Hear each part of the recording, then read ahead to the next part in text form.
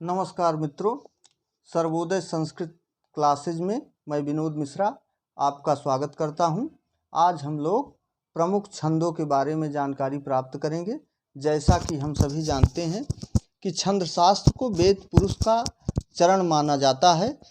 कहा गया है छंदः पादौ तु वेदस्य, ये पाणिनीय शिक्षा में कहा गया है छंदः पादौ तु वेदस्य, अर्थात छंद शास्त्र को वेद पुरुष का चरण माना जाता है।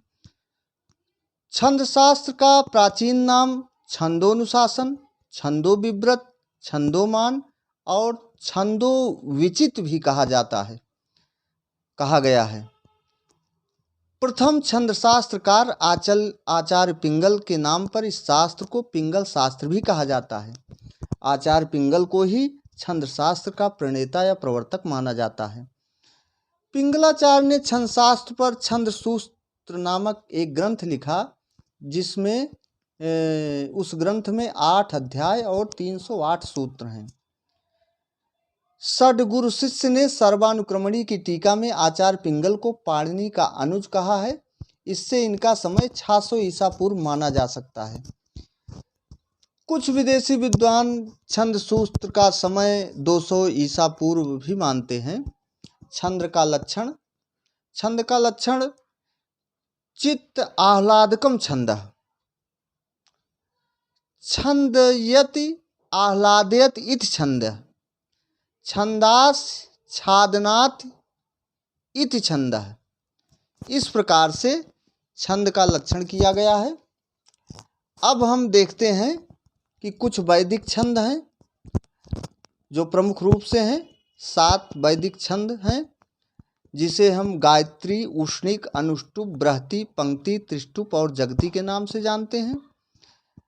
अगर इसका शार्ट फॉर्म ले लें तो गौ अब्र पंत्रिज बनता है। गौ अब्र पंत्रिज। अब हम क्रम से देखेंगे। 24 से अगर शुरू करेंगे तो 4 वर्ण बढ़ाते जाएंगे तो हमें अगले वर्ण में कितने अक्षर होते हैं, अगले छंद में कितने वर्ण होते हैं पता चल जाएगा। जैसे पहले नंबर पर गायत्री है तो गायत्री का 24 वर्ण है और गायत्री में 3 पाद होते हैं। जब गौ अब्र पंत्रिज, अब उ से उष्णिक में 24 गायत्री में थे तो 4 इसमें बढ़ा दीजिए। उष्णिक में 28 अक्षर हो जाएंगे, 3 पादों वाला छंद है।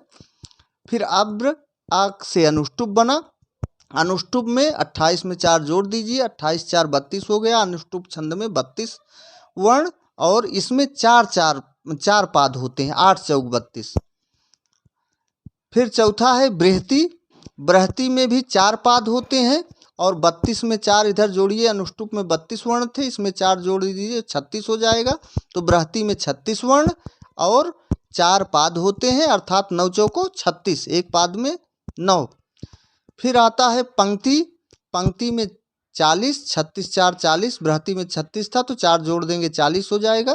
पंक्ति में 40 और ये 5 पादों वाला चरण है, छंद है ये।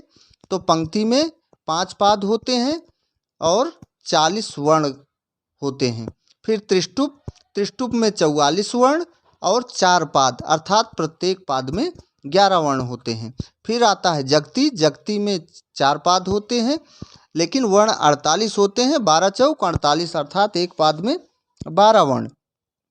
ये सातों छंद सप्त छंदास के नाम से, सप्त छंदांश जिसे कहा जाता है, ये सातों छंद सप्त छंदास नाम से जाने जाते हैं।